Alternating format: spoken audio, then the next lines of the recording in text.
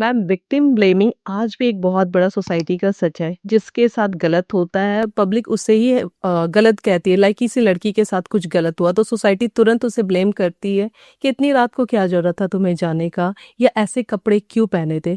तो इस पे आप क्या कहेंगे? ये बहुत ही एक अनफॉर्चुनेट ट्रुथ है। और मैं आपको अपने अगर एक्सपीरियंस में बताऊं जी।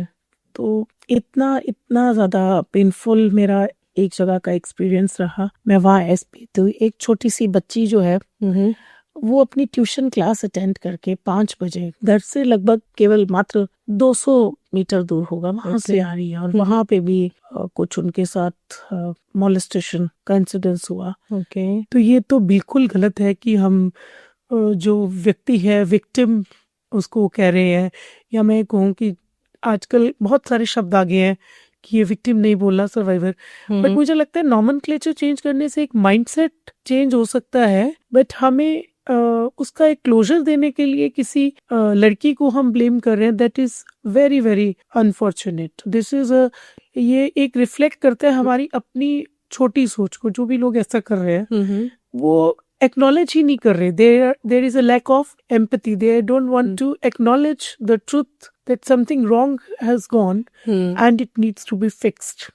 तो मुझे लगता है क्योंकि एक्शन करना, काम करना, डायग्नोस करके प्रॉब्लम को करेक्ट करना बहुत मुश्किल है जी। इसलिए एक छोटा शॉर्टकट लगाया गया कि प्रॉब्लम सॉल्व ही नहीं करनी, तुम्हारे साथ हुआ तो तुम्ही ने कुछ गलत किया, राइट। तो इट्स लाइक कॉज इफेक्ट, उसको आपने कर दिया without diagnosing the problem.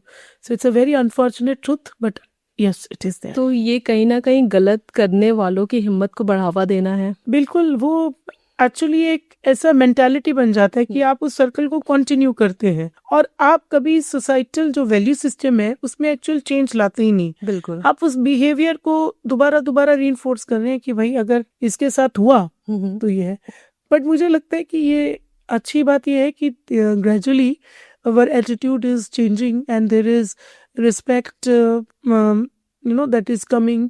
Even आप देखेंगे कि अब लोग उन्हें रिस्पेक्टफुली सर्वाइवर्स बोलते हैं, दे आर रिस्पेक्टेड। वैसे तो किसी के साथ ऐसा होना नहीं चाहिए बट ये है कि जो stigma around that this thing कि भाई ये बंदे की इज्जत चली गई, तो अब वो स्टिग्मा धीरे धीरे it is good that that stigma is going away.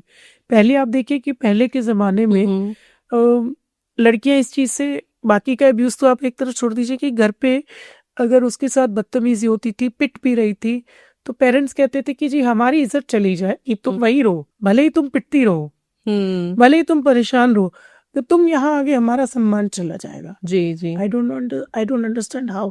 ऐसे कई केसेस होते हैं कि पेरेंट्स को ये भी बताना है कि मेरी डॉटर वहाँ पे काफ़ी अच्छे से है, और अब आओ जब मायके में भले आप अंदर से बहुत दुखी हो, अच्छे से आप रेडी होके पहन ओढ़ के रहो ताकि सोसाइटी को एक मैसेज जाए कि हमने अच्छे घर में अपनी बेटी की शादी की है, और अंदर उसके आंसुओं की कोई कीमत नहीं होती। यस, हर तरह के फैमिली सेटअप्स हैं, क्योंकि हम बहुत सारी बार एक ट्रेडिशनल सेटिंग में ये माना जाता है कि लड़की की जो खुशी है उसकी डेफिनेशन ये है कि if you are with the boy, if you are married, that is the most important thing in your life.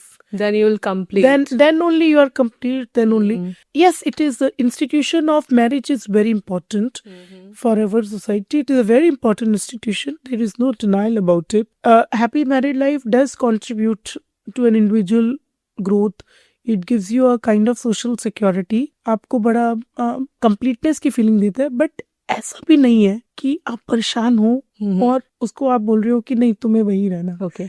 क्योंकि रिश्ते जो है वो इसलिए बनते कि आपका जीवन खूबसूरत हो, आपका जीवन उन रिश्तों की बलि चढ़ने के लिए नहीं बना। एग्जैक्टली मैम, जैसे आपने कहा हैप्पी मैरिड लाइफ, तो हैप्पी मैरिड लाइफ की अगर न्यू बताए तो न्यू तो जब शादी की बात चलती है वहां से न्यू रखना स्टार्ट हो जाता है। Yes. तो उस टाइम में हैप्पी मैरिड लाइफ के लिए क्या क्या चीजों का ध्यान रखना चाहिए? मैं अपना जो ऑब्जर्वेशन है, मैंने कुछ कॉमन चीजें ऑब्जर्व की जहाँ पे चीजें डिस्टर्ब हुई। Number 1, I feel fidelity and trust is one of the most important factors.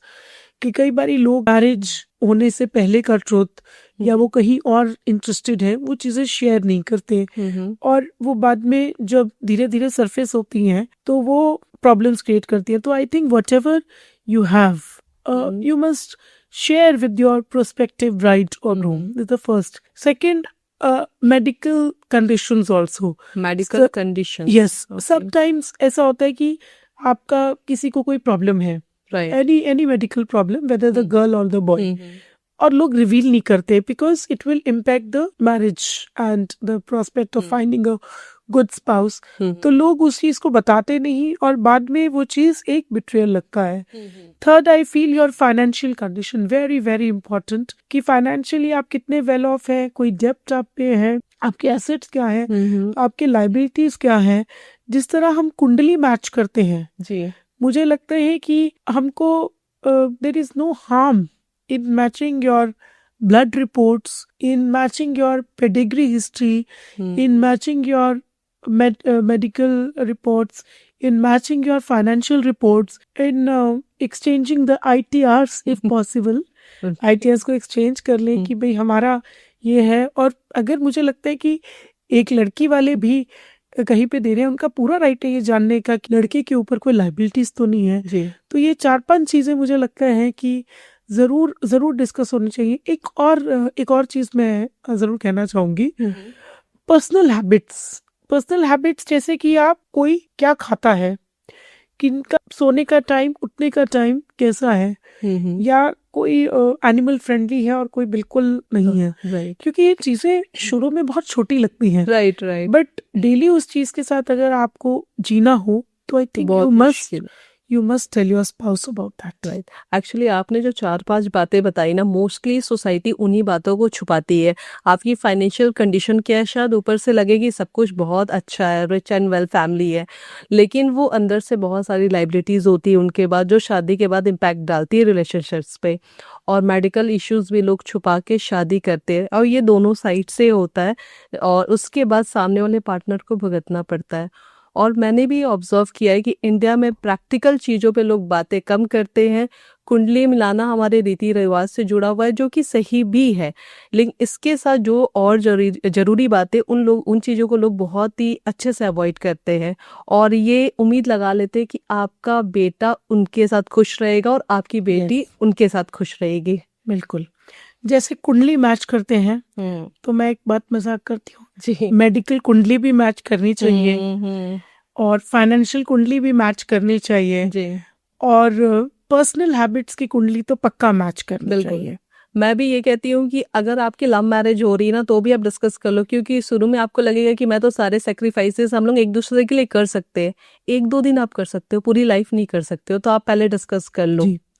Marriage as an institution love से शुरू होती है, जी, लव से कनेक्शन बनता है, पर respect, one good respect, second एक डिस्प्यूट रेजोल्यूशन मैकेनिज्म, ये 2 चीजें अच्छी मैरिज या सस्टेनेबल मैरिज के मोस्ट वाइटल इंग्रेडिएंट्स. बिल्कुल मैम. डिस्प्यूट्स तो होंगे ही होंगे, ये तो तय है, लेकिन आप एक दूसरे को उस टाइम कितना रिस्पेक्टफुली उस मैटर को आप सॉल्व करते हो, ये आपकी मैच्योरिटी पे डिपेंड करता है. जी.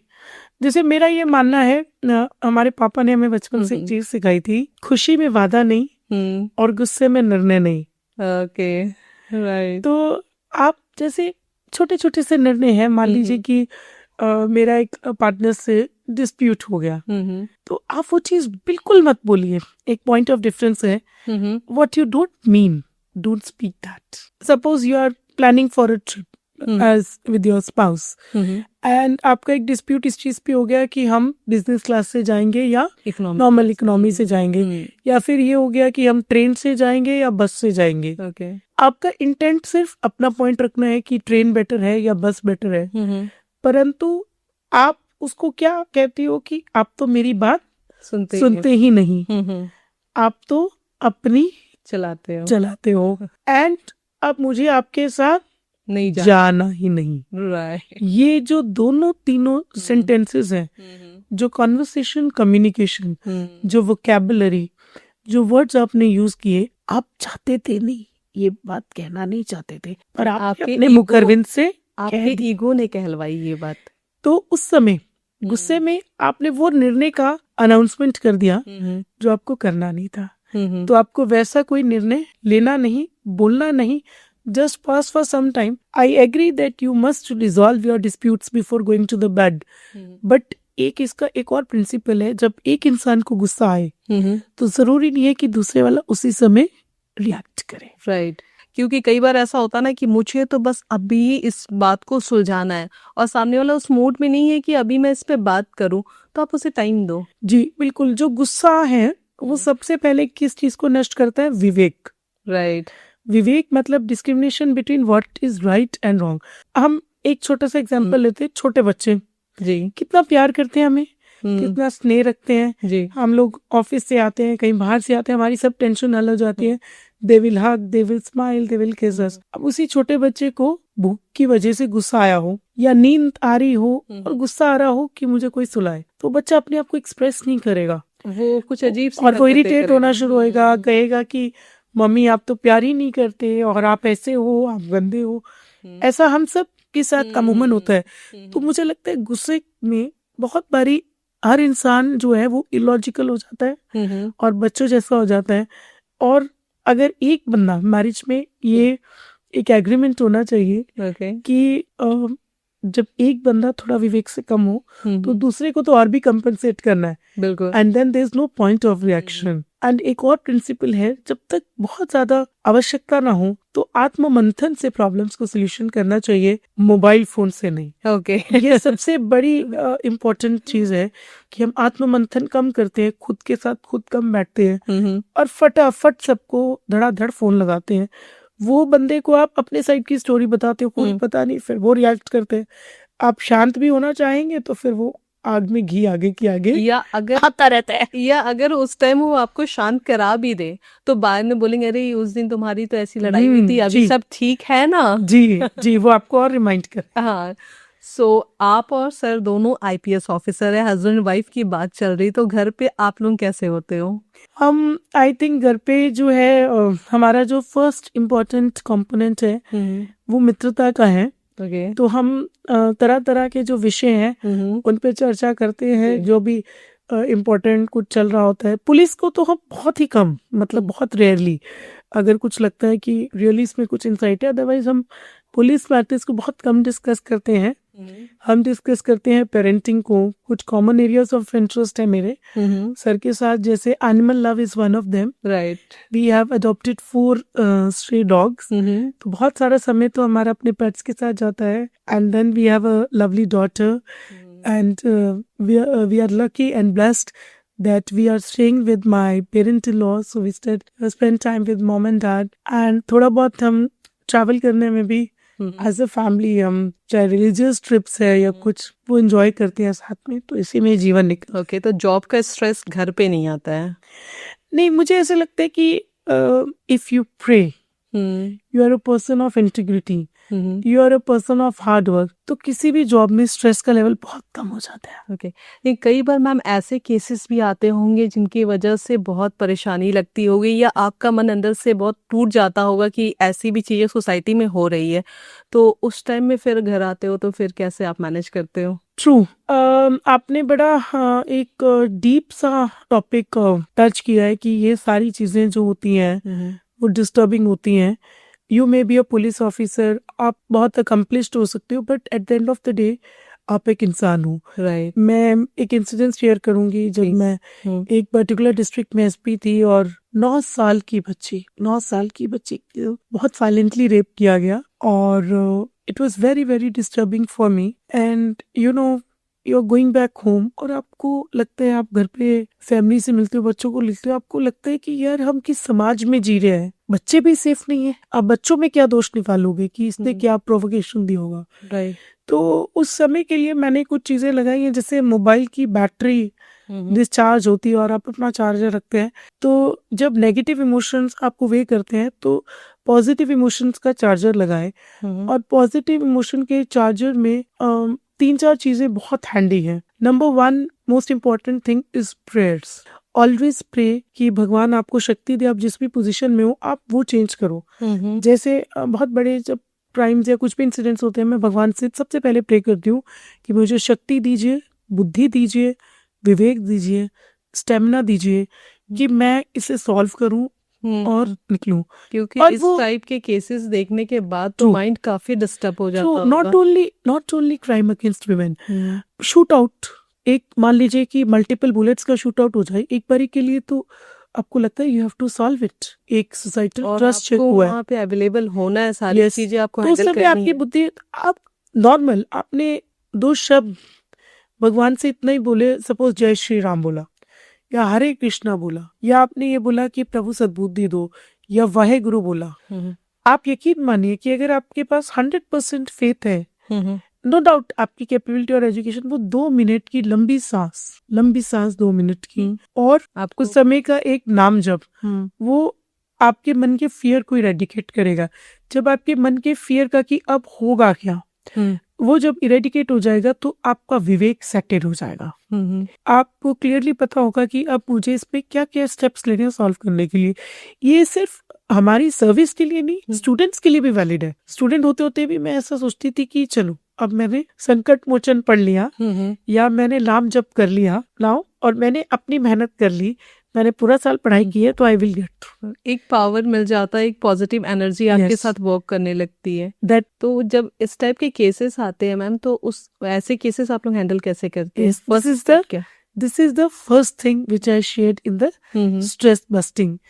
The second thing which you have to do is deep breath and water. Your body is made up of pran, fresh air and water. 70% of your body is water, so water has a calming effect.